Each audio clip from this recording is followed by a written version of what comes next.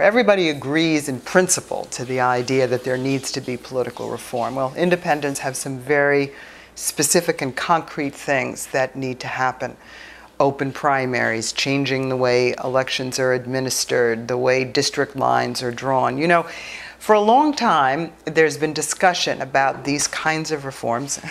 This is my cat, Wiggy, who just joined the discussion. Wiggy's an independent, by the way, for those of you that are wondering. These issues have been talked about for a long time. There's nothing particularly new or revolutionary in some of these structural reforms. But what is different, and I think it's really worth noting, is that the number of people in the United States of America who are independents has changed dramatically. If you want to talk about reforms that level the playing field, and you're talking about a constituency which is excluded, which is 15 to 20% of the population, there's still a valid moral and constitutional argument about the need to include those Americans in the political process. But today you're talking about a situation where 60% of the country consider themselves Democrats or Republicans, but 40% of the country doesn't. And yet, the entire electoral system, the entire process of politics and elections is oriented towards Democrats and Republicans. Everything about it has a bipartisan orientation. We're looking at a situation now where coming close on half the country is not represented by the political institutions which entirely dominate the political process. And so what we as independents are saying is that's got to change.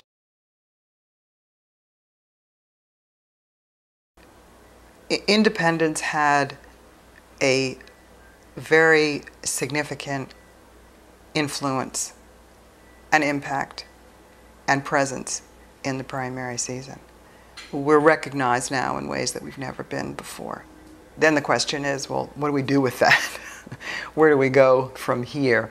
That's a very, very important question. What's happened in this election has been very, very different than what's happened before. Independents have had a direct impact on the outcome of the primaries, and everyone is saying are going to decide the outcome in the general election. Fine. Obviously, we're glad to get that level of recognition for this huge portion of the electorate, which has been under-recognized and underrepresented and continues to be so.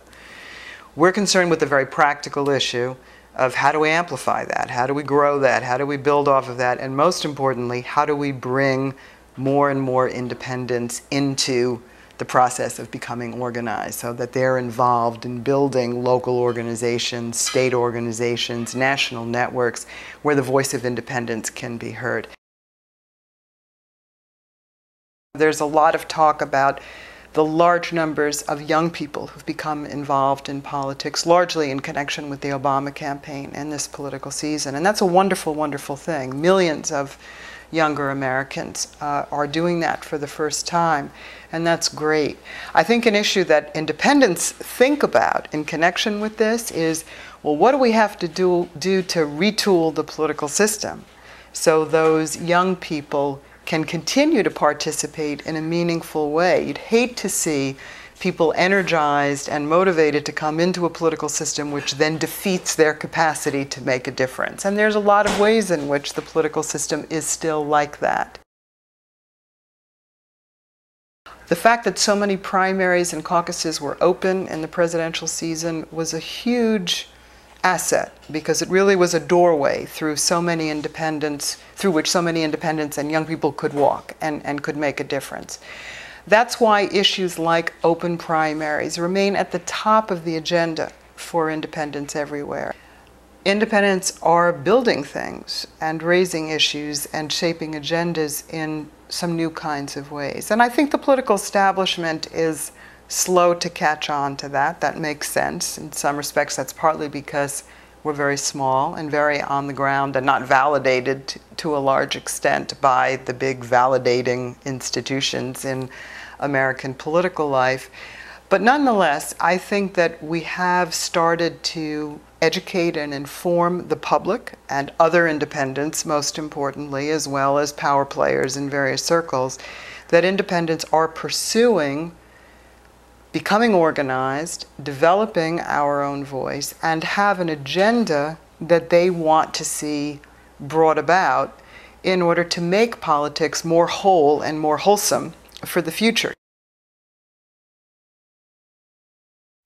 You know, we are planning, many independents around the country who are part of the QUIP networks and who relate to what we do, are planning to hold meetings or conferences or conference calls or conventions sometime in August to bring people together. In some cases, it'll be very small numbers of people, in some cases larger numbers, to talk about what their preferences are in the presidential field, which candidate do they think best expresses the kinds of things that independents are concerned about, and to come up with a non-binding preference for the general election.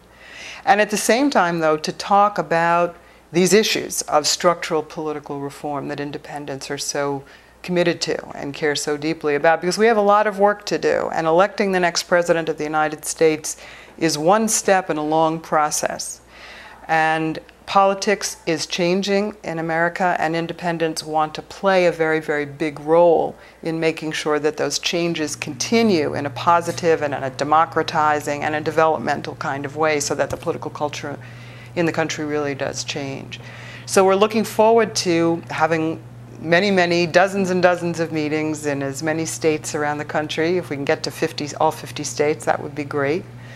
So that independents can come together and have these conversations, and then we can project that and build off of that and let the parties and the candidates and the media and the pundits know that independents are becoming organized, and we're a force that's here to stay. We have a clear set of goals and objectives that we're pursuing. We represent a force that is growing by leaps and bounds in the country today, which is very deeply connected to younger people becoming involved and all communities' involvement. And that's, I think, what our summer plans are. That's our August agenda. So that's going to be, I think, a very intense process. I think the meetings are going to be very engaged and very, very interesting. I'm personally very much looking forward to hearing what comes out of it and what it is that people have to say about what the situation looks like from their vantage point, because building on the ground is the most critical feature of this. And part of what we've seen also during the course of this presidential season is that independents have a tremendous capacity to frame issues locally, to engage with the local power structure, and to reach out to independents all across their own states and build. So that's what we want to use August for.